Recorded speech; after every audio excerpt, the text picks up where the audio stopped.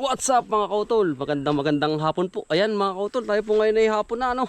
At tayo ho ay nag-deliver pa ng ampalaya mga kautol ay ngayon po ay tayo magpapagabi dahil nga po sa kailangan natin magpagabi dahil po sobrang init po ano ng ating panahon. Ay ngayon ho ay sumulusog ho kami ni Kuya nung makalwa. Ay kararating lang din ng tubig mga kautol ano. At pagpapadating po ng tubig mga kautol ay ngayong gabi kasi kapag araw tayo nagpatubig at sobrang tindi, halos 42 degree na dito sa aming lugar. Eh, dyan po sa inyong lugar, ano na po ang temperature? Kasi po halos bakasyon na rin naman mga kautol. Ayan. Kaya halos tayo ho ay focus na lalo dito sa ating halaman at sana naman ay makasurvive po at no mga kautol at talaga pong halos grabe ho yung init. Talagang hindi rin makapusag ng husto. At ari ho ang ating kamatis naman ay goods naman. At tayo naman ho ay talagang meron naman patubig na pagkukunan. Ano po? Ayan. I-update ko po kayo mga utol at tayo po magtatali din. Bukas pa po ang dating ng aking mga kaibigan. Mga utol ano. Ayan. Mga utol. Ito na po good juice to mga utol kasi nga ho. Grabe. Grabe po yung bunga ng ating kamatis po. Ayan, mga utol. Bali ano to na ilan days na po ito. Simula nung February 27. Mahigit isang buwan na po ito, mga utol. 2 weeks. Ayan. Goods ang mga resulta, mga utol. Kamatis, ayan po. Halos ano na magpapantay na po dito sa balag nating talong. Ayan, kailangan suportahan dahil nga po sobrang dami mga kautol ng bunga nitong ating kamatis. Ayan, grabe po, kailangan nating alalayan kasi nga ho sobrang kapal po ng bunga. Ayan, kapal po talaga. Hindi ko akalain na ganito pala mga kautol. At sana naman ay umabot tayo. Ang harvest po nito ay ngayong Mayo 5 or 10. Estimate ko na to mga kautol kasi almost 3 months itong ating kamatis na pahihinugin pa natin. Pero mas madali namang mahinog to mga kautol, itong ating kamatis dahil nga po sa panahon mga kautol. Ano po? Ang magtatanong nga po pala mga kautol, ano daw po itong aking variety? May nagtatanong po. Ayan, shoutout po sa inyo. At ito po ay D-Max mga kautol. Itong ating variety. Kasi nga mga kautol, noong nakaraan pong taon, kasi napurbasan ko na eh. Hindi na po ako nagbago ng ibang variety. Kumbaga, subok ko na yung kamatis na matagal ang buhay, maganda ang performance dito sa aming lupa. Kasi mga kautol, halos lahat po ng tinanim ko dito approve naman, kaya lang sa ibang lugar daw naman po ito ay hindi approve. Kumbaga ibang variety ang gusto nila, yung Jewel, yung Red Star, yun mga kautol. Kaya ito na po yung ating kamatis, halos punong-puno mula baba hanggang taas. Ayan po, para makita nyo po yung personal. Ayan, talagang sobrang dami po, mainit pa lang po talaga. Ayan, ate pong babalagan na po ito. Ayan, naglawitan mga kautol. Ayan po ang bunga, sobrang dami ng bunga po nitong ating ito. Thank you po sa magandang blessing. Ayan, maganda yung ganyong bubuyog.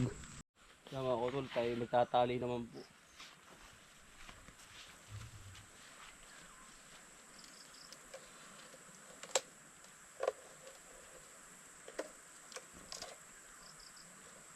Halos hindi po kakayanin mga kautol eh.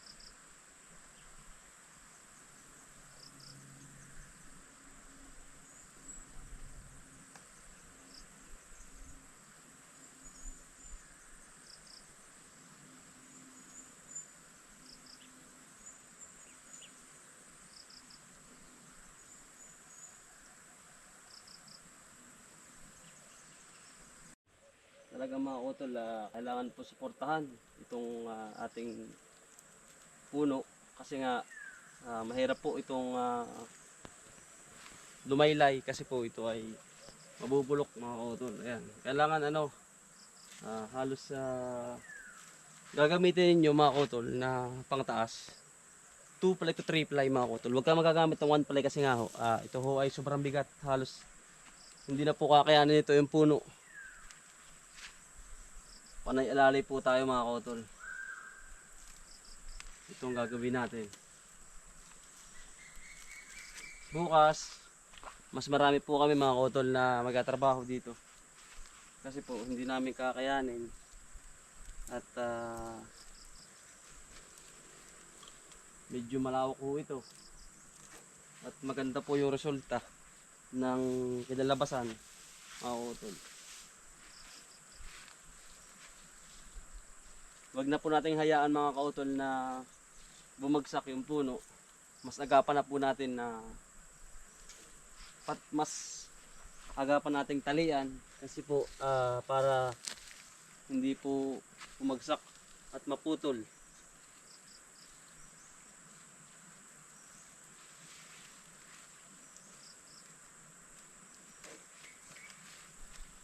Yung tamang higpit lang po ang pagtatali para hindi po masakal.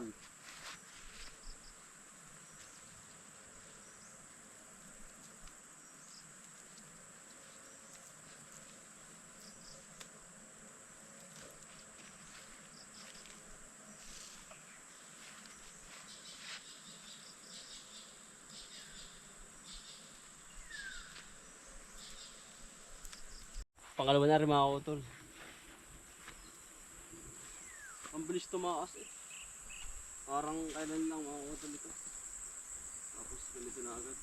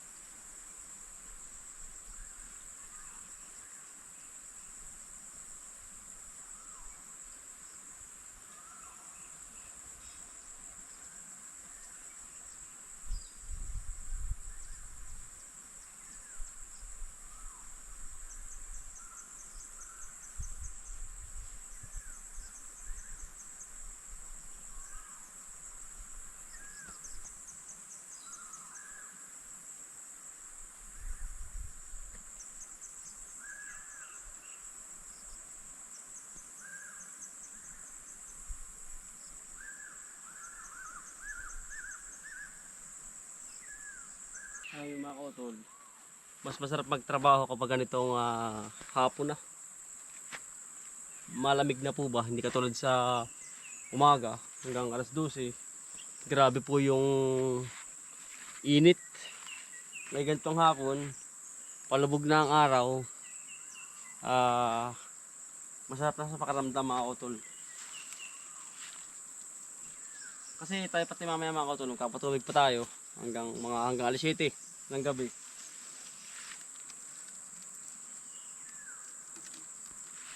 Maya pinalamig-lamig ko lang mga utol yung lupa.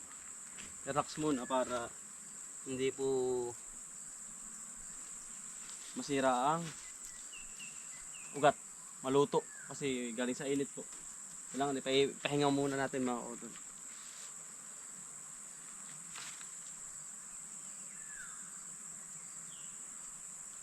Habang tinaghihintay, tali muna tayo mga kautol.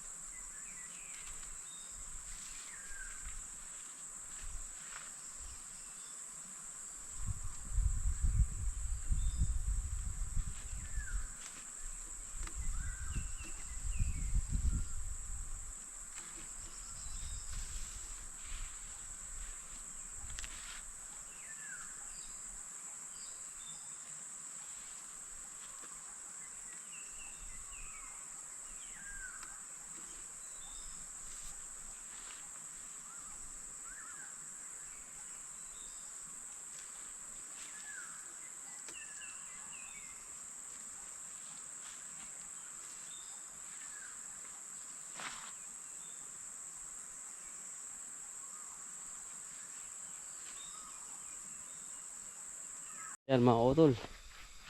Ayan na po. Nakatali na po lahat mga kautol. Ayan. Ito ho ay kung hindi natin nilagyan ito. Ang laking pagsisisi natin mga kautol kasi inabot. Ang taas pala nito. Ito ang ating kamatis. Ayan mga kautol. Pero balis po. Sobrang dami ng bunga mga kautol talaga. Ito ang ating kamatis. Ayan. Napakaganda. Makinis. Ayan. Wala kang makikitang insekto. Ayan, halos lahat ganun mga kautol. Ayan. Fertilizer lang mga kautol. Ayan, pinanatili ko pong hawan lagi yung ating panabi. Ayan. May pipino pa tayo mga kautol.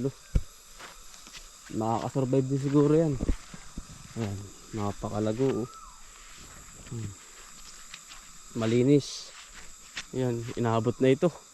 Lumampas na sa ating balag ng talong. Nagdagdagdag na ulit tayo ng tali.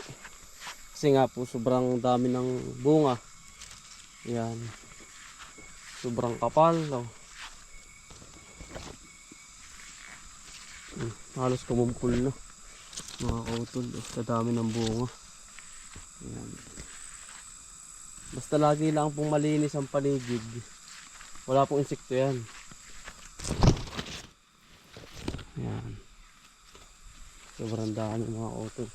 Kasi nga po sobrang ganda ng puno. Lalaki na oh. Ayan, hampos na. Halos isang ganito ko na oh. Mga kautol. Tapat sa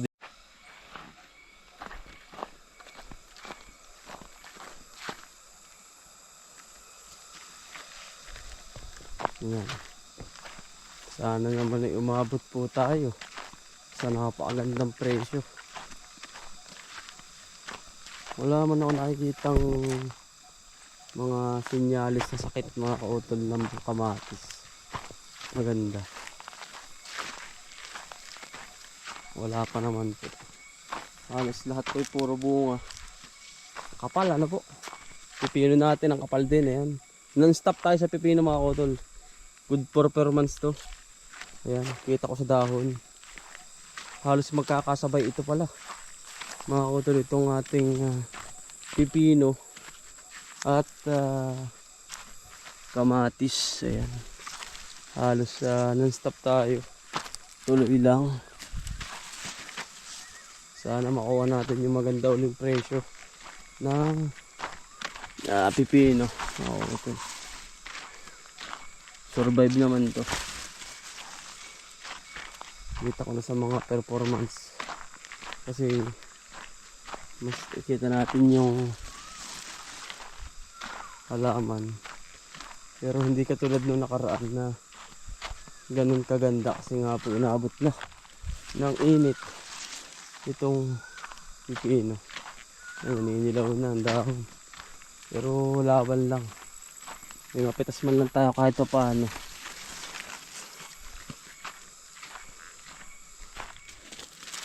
Subok ng subok mga kautol. Magpapatubig na po tayo. Kautol, ganito po kalaki ang tubig dito sa amin. Yan. Kapag binuksan mo po sa pinakang uluhan, ganyan, pababa dyan. Kaya ho, anytime pwede ka pong tumanim. Kasi nga po, may patubig ho din sa aming lugar. Yan mga kautol, tatakpan mo lang yun. Tapos kapag puno na ho are, yun naman kabila, may daan din naman po ng tubig paparoon. Kaya ho, hindi po mauuhaw yung tubig, ay yung mga halaman. Ayan o, kanya-kanya na po yan. Ayan o, may nalihis din eh. Ayan po. Puno po agad yan. Seconds lang. Ayan, laka po eh. Ayan, narating, ang laka po. Dire-diretso po yan. Mamaya papatayin ko na po. Ayan. Dilig na po agad yan. Masamar naman po ang dilig-dilig. At walang po mamatay.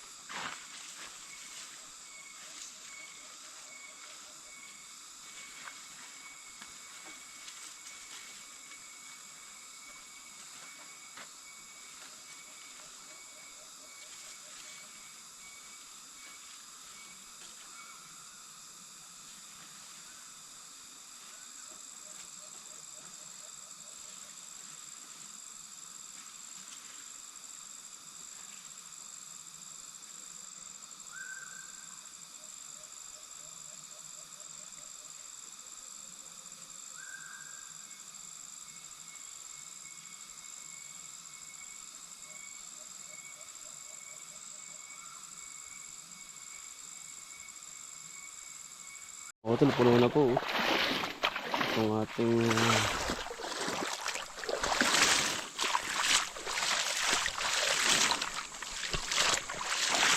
mabasala naman po yung ugat na yun niya. Ang pipino.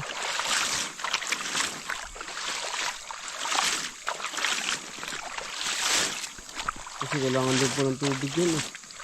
Kasi pipino po yan, kailangan tubig ang halam, ang ano yun, ang bunga. Kaya lagi po tayong tuwing makalwa na po mga utol, kasi yun pong init na nararamdaman namin dito. Sobra po.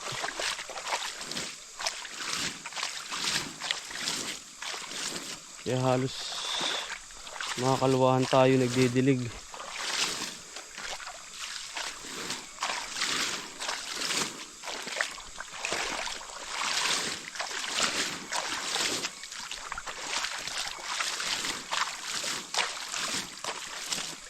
Malakas po yan. Dito yung tubig dito.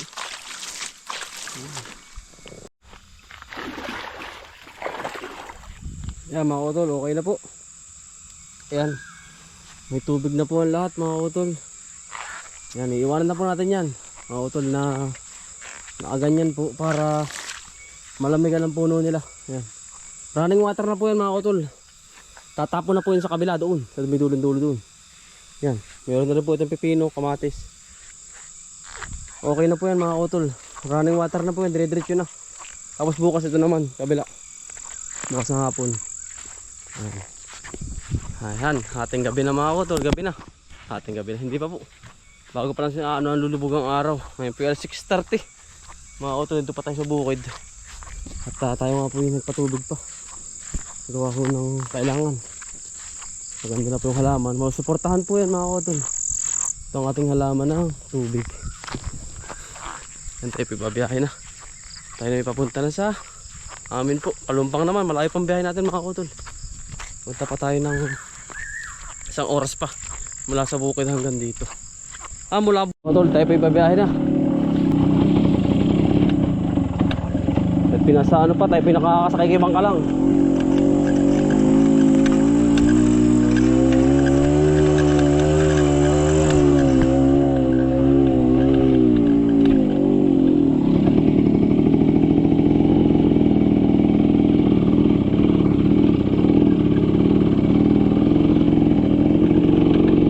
Sabi po, may kiraan po.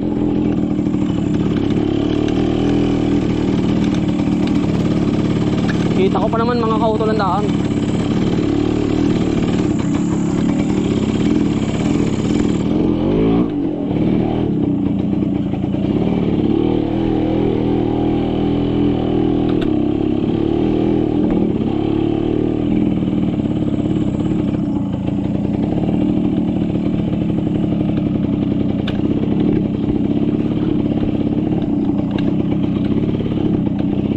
Manay, pauwi na po.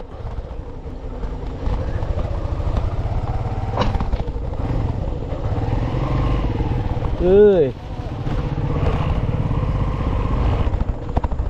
Ayan, mga utol, tayo pauwi na. At nagpaalam na po tayo sa ating magulang. Tayo diretso na. Kalumpang na po.